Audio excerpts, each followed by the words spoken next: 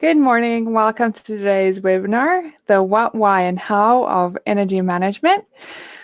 We're thankful for everybody that registered. We see we have quite a full house today, and we're happy to have everybody with us today. And I'm going to just get going here. So today's focus, we're going to look at what is energy monitoring and why energy consumption is so important, as well as how you can start saving energy. Our guest speaker today that will presenting these focus points is Bob Allan. He's the Global Business Development Manager for Intelligent Building and Strategic Alliance for Siemon Company, which is a cable system. And I'm going to hand over to Bob. He's going to tell you a little bit more about who he is. But before I do that, I just wanted to remind everybody that this webinar is being recorded. If you have any issues, please just send me a message. We'll share the webinar afterwards with the slides if that's something that you want. We do have all our webinars on eaglecmms.com. You can visit our website under the resources. The webinars are all available there. So I'm going to hand over to Bob. During his presentation, if you see something that you want to ask a question about, feel free to just ask a question. At the end, we'll go through those questions so that we can make sure that everybody get that. If we don't get to all the questions, we'll send you an email afterwards answering directly. So without further ado, Bob, I'm going to hand over to you. Great. Thank you very much. I appreciate the introduction. So Bob Allan, I'm with the Siemon Company. And for those who don't know, Siemon is a manufacturer of layer one cabled infrastructure. We specialize in a single unified infrastructure to support intelligent buildings, which also includes energy management and energy monitoring tools. I've been with the company for about 5 years. Prior to taking this role, I was with Honeywell, where I was in their building solutions division, and primarily dealt with my customers on things like systems integration, energy management, building optimization, and so forth. Also have about 15 years in IT, and am the vice chair for the Intelligent Building Council through CABA, the Continental Automated Building Association. So like was previously mentioned, if you do have questions as we go through, there's a questions box in the control panel for GoToWebinar. Please feel free to send those in, and we'll get to those during or at the end of the presentation.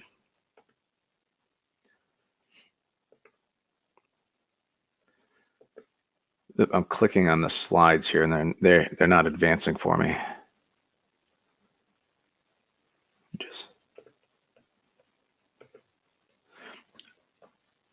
Can you advance my slide for me, Barbara? I can't, it's not moving.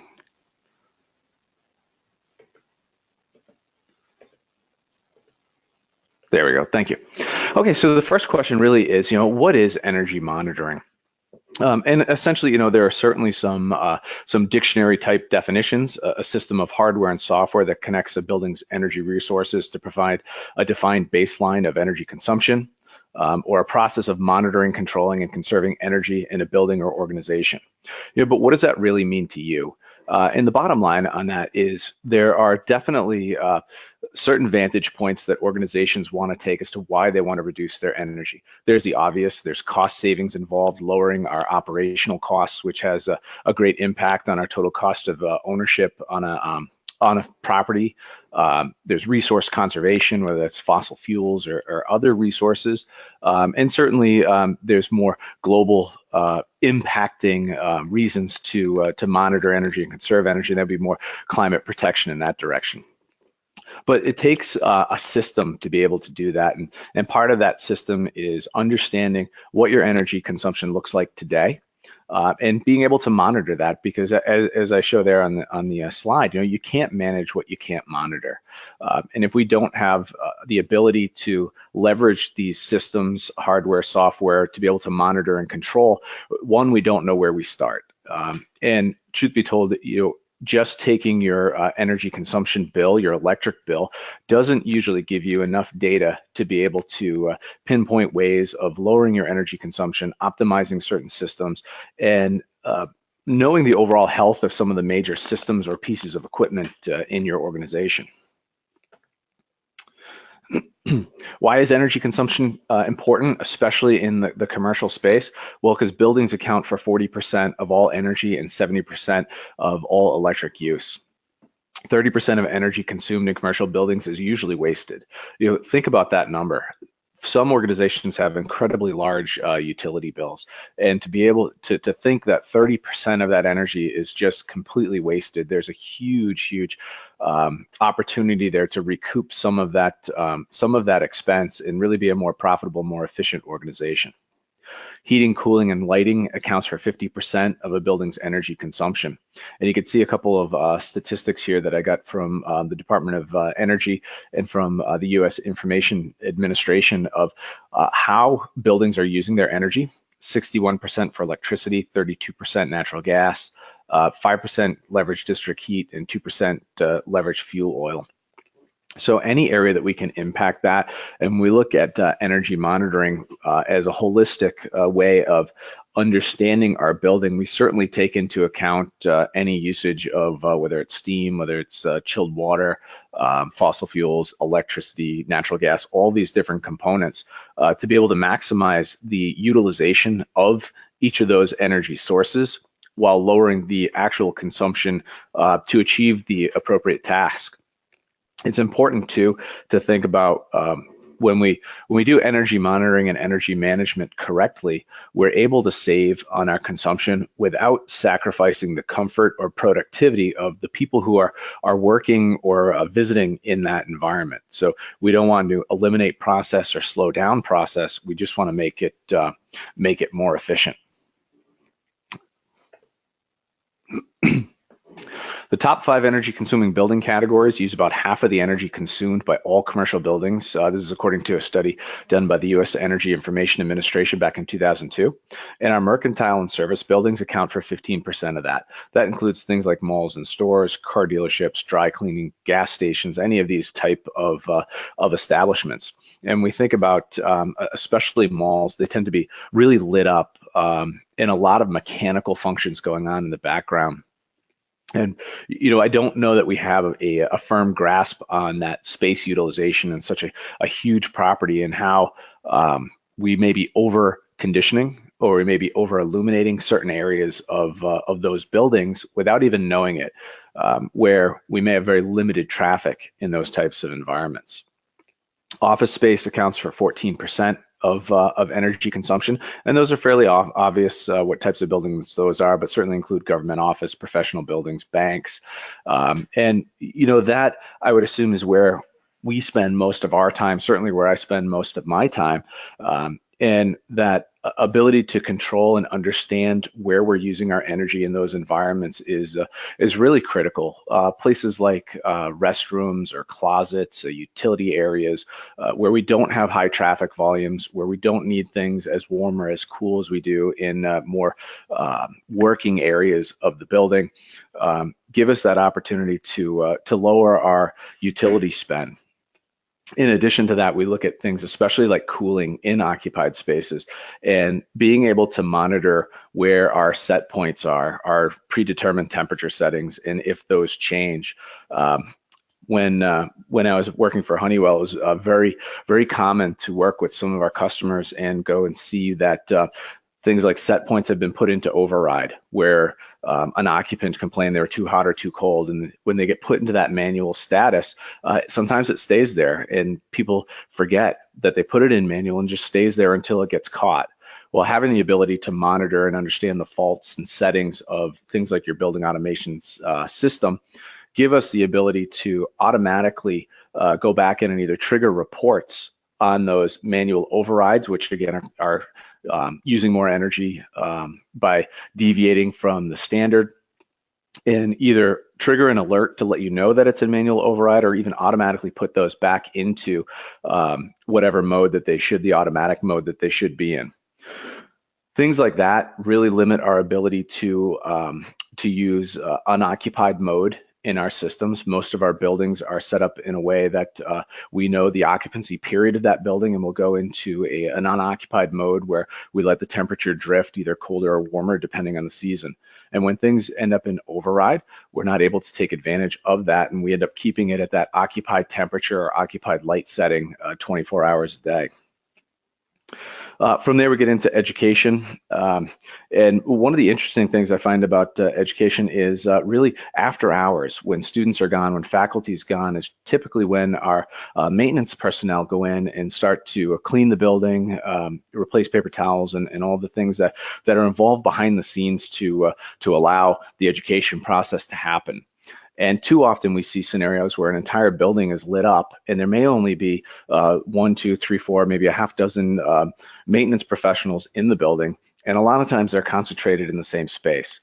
So through things like sensor networks and being able to collect that data and process it through the energy management software, we can really target where the energy needs to take place, where we really need to consume that energy in order for those folks to get their job done without wasting an entire building's worth of energy. From there, we get into healthcare and lodging, and a lot of these principles tend to follow suit. We leverage energy consumption for analytics. A key component of that is what's called fault detection and diagnostic. And what that is the ability to take all this vast data that we're getting through our building management system and through our energy management systems, and again, establish that baseline. Once we have a baseline of how things are currently operating, we can then start to look for anomalies. And in this world, anomalies are increases in energy consumption. Just by understanding the characteristics of certain machines, like rooftop air handlers, things like that, we can determine what the problem is before it becomes catastrophic. So perhaps a filter needs to be changed, or a belt starts to wear, or even a bearing goes, and we know we can fix that bearing before we lose the whole motor. And then we can make that actionable with an ROI. Typically when we look at how we take care of or maintain our facilities, we're very accustomed to doing it by the calendar. Every 12 months we change our filters, whether they need it or not. And in most cases, or in some cases anyway, certain filters need to be changed every 6 months. Other filters might be able to go every 2 years. So when we look at the analytical side, by understanding the consumption of energy, we can tell by a rate of rise in energy consumption or spike in energy consumption what that problem is.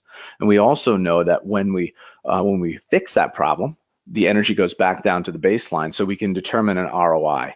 For example, a filter change is roughly an internal man hour and a $50 filter. So we can generate a report that says, okay, if you go change that filter today, you'll recoup that investment in 3 weeks. In that case, it makes perfect sense to replace the filter. If that ROI is still out 2 years, well, that's a pretty clean filter, and we want to let that go a little bit longer. So we can much better concentrate our facilities resources on where they're actually needed, rather than, again, just doing it because we have always done it that way. So that ties into the proactive maintenance, better capital planning. We can tell, again, by energy consumption when machines are starting to get at the end of their useful life. And that is kind of a long-term trend. So when we start to see that happening, we know we need to start making provisions in our capital budget that machine is coming near the end of its useful life. So it just gives us much easier way of planning that. Constant commissioning is another great attribute to both energy monitoring, fault detection and diagnostic, and the way we maintain our buildings. When you construct a building, you go through the commissioning process, which is basically the certification of making sure that all of the systems are operating as specified in the building. That is typically going to be the most optimal performance you're going to get out of that machine. But similar to buying a car, when you drive off the lot, your alignment immediately starts to go. You don't notice it at first. You don't notice it for a couple of years. But as that happens, your fuel economy goes down, your tires wear quickly, you fatigue more as a driver because your car pulls to a certain side. So all of these side effects happen, and then eventually you get an alignment on your car, and you start that over again. Well, in the building cycle, some buildings never do this. Other buildings will do this on a 5-year cycle, let's say, where people go back in and recommission all of those devices in the building. reset them back to their optimum performance level, because they do drift as the building's being used and set points change and dampers open and close and so on. Through the technology here in the software, we can do what's called constant commissioning, where we're constantly monitoring these systems, and when they get just a little bit out of alignment, let's say, the software can then reset them and bring them back into alignment. So theoretically, your building is going to perform at that optimal level where it was originally commissioned for the life of that building. All of this gives you better use of resources, minimizes truck rolls for break fixes. If we detect these problems early enough, we can generally take care of them, or a lot of them can be taken care of with on-site personnel rather than having to call your maintenance and service companies. And having those actionable reports with an ROI, we've seen projects and buildings where the companies have actually become more profitable, because the facilities team can now take that data and they can prioritize it by ROI, where the biggest impact is. Microsoft did a beta deployment with this technology at their campus in Washington State, and they noticed in the report that was published in the case study that there was a drifted set point, which is, again, that predetermined temperature setting. And if they fix that today, they'll avoid about $890 worth of energy spend over the next 12 months.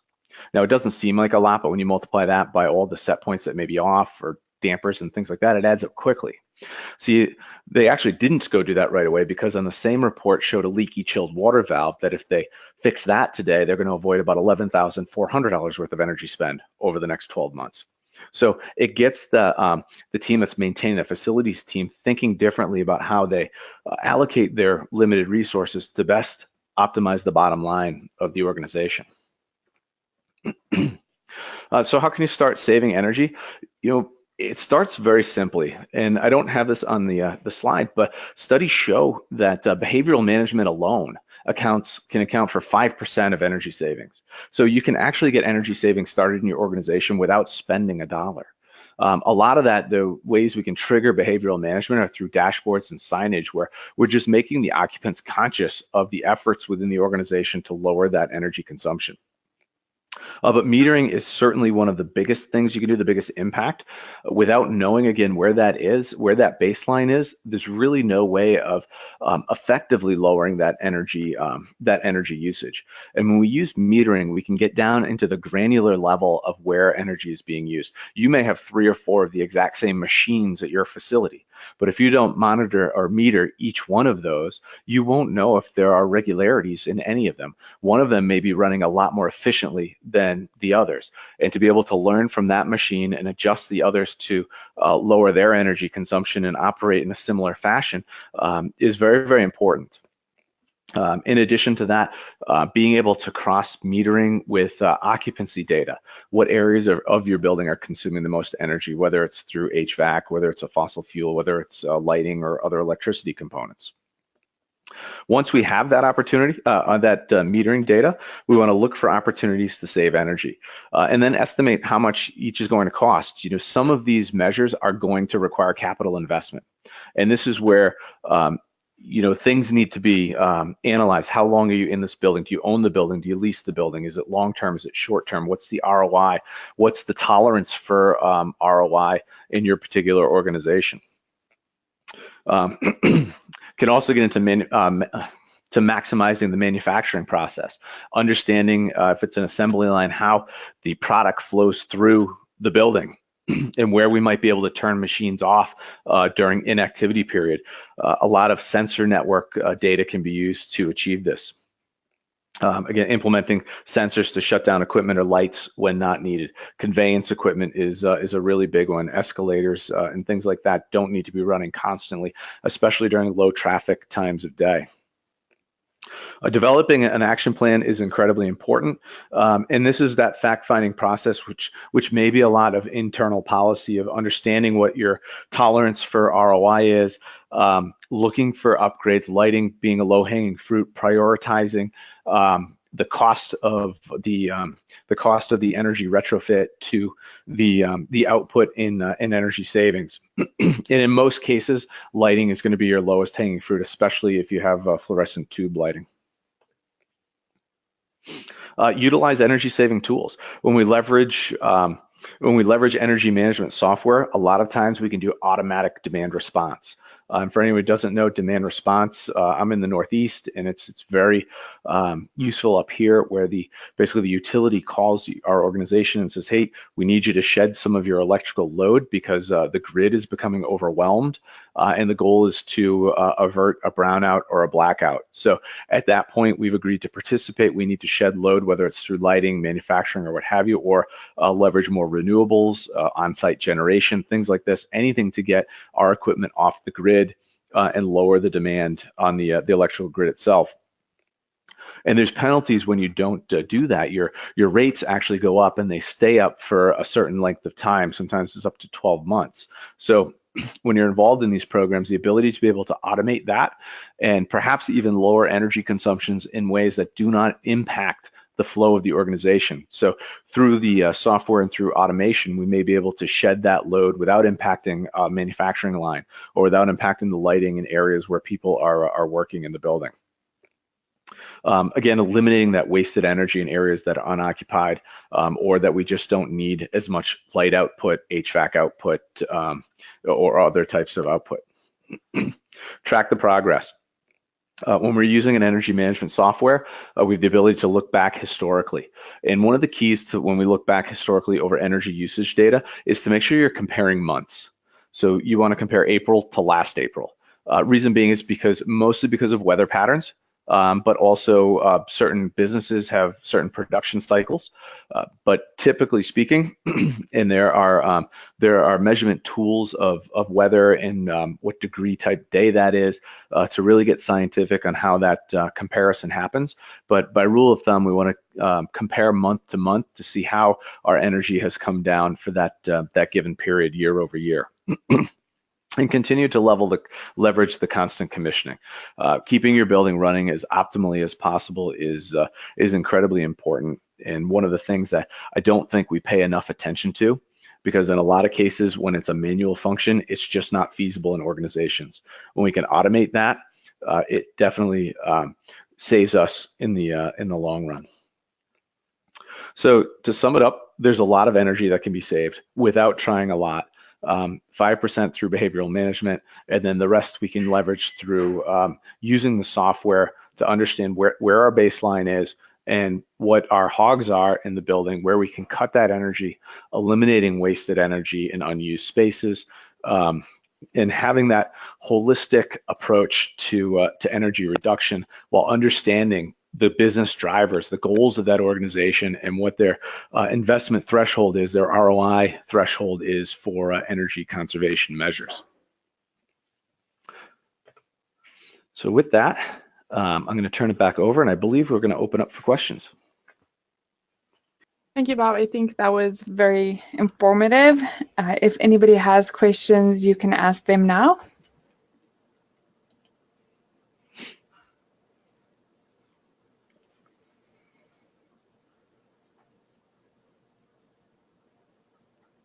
I stumped the crowd. I answered every possible question in energy management.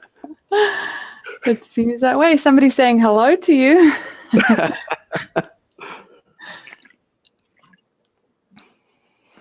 Well, it doesn't seem like we have any questions, which does mean that I think you basically answered or spoke. Wait, here we come. Here's one question. All energy saving steps you mentioned in your presentation, are valid. Well, I think that's a good comment. Thank you. We've had some, it seems that everybody seems happy. We've had some good responses from this. Thank you for everybody that's currently right now giving us some good feedback. And then we have a question coming in here saying, in terms of demand response, how can machine monitoring be tied into the grid? I don't think we're at the point where machine monitoring is tied directly into the grid. We need that middle platform, and that's where the energy management comes in. That would kind of be the intermediary between the grid demand, the demand response requirements of the utility company, and what is actually going on with your machinery or your equipment in the building.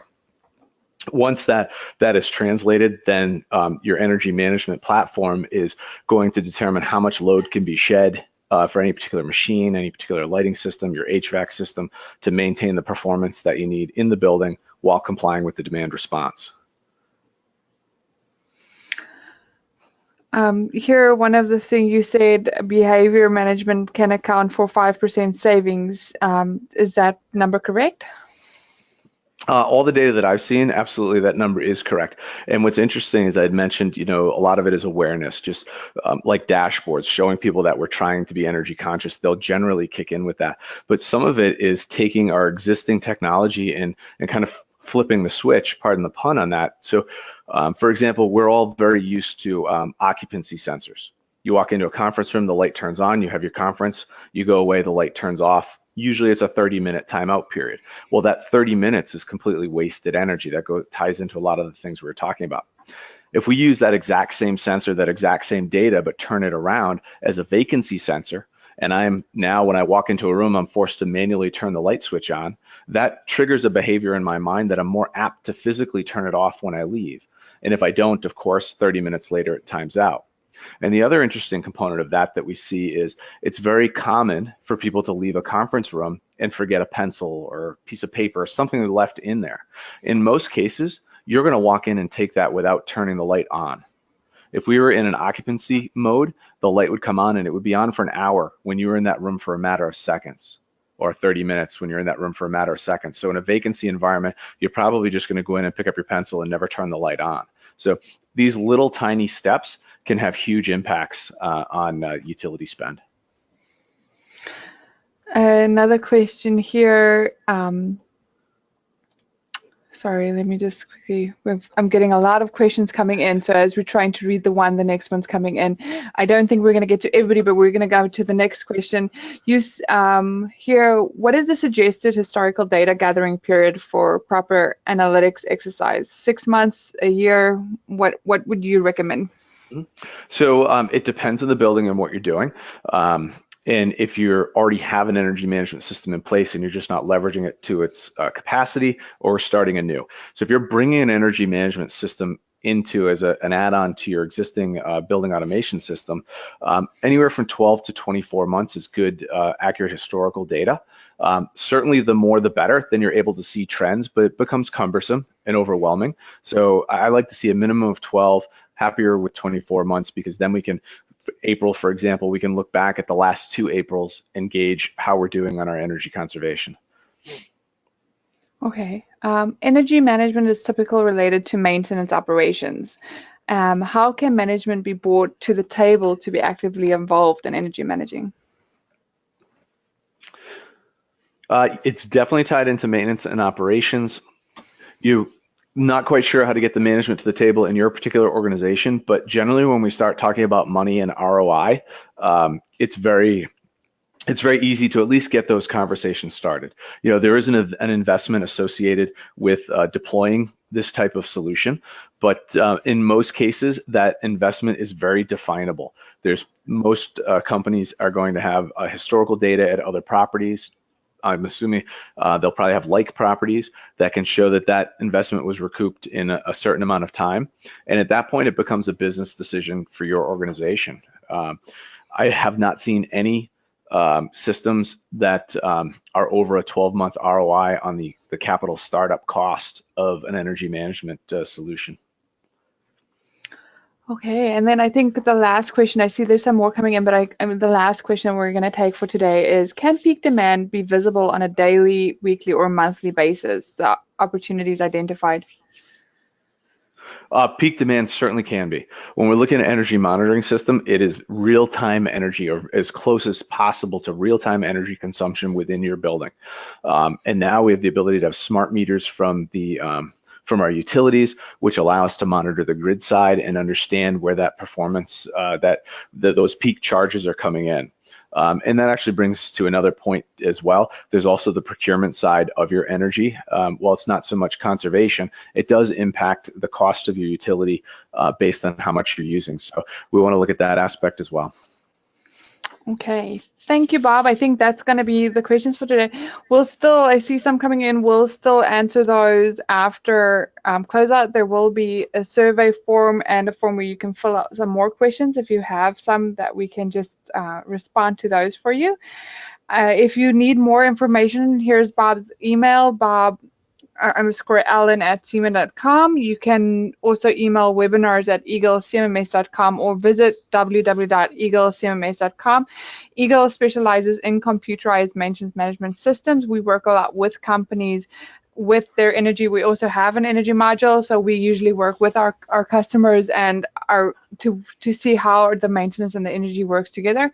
An upcoming webinar which we'll share with you is how maintenance ties into the energy management and energy monitoring. And I know one of the questions was how to get management on table, and I think when we get to that webinar, information like that will be informative. I don't think there's anything else. Thank you for joining us, Bob. Thank you for taking the time. It's been very enlightful. You can see the responses that we got, and the attendance is great. So thank you for your time today. Thank you, Barbara, and thank you, Eagle, for the platform to be able to speak. Appreciate it. Thank you.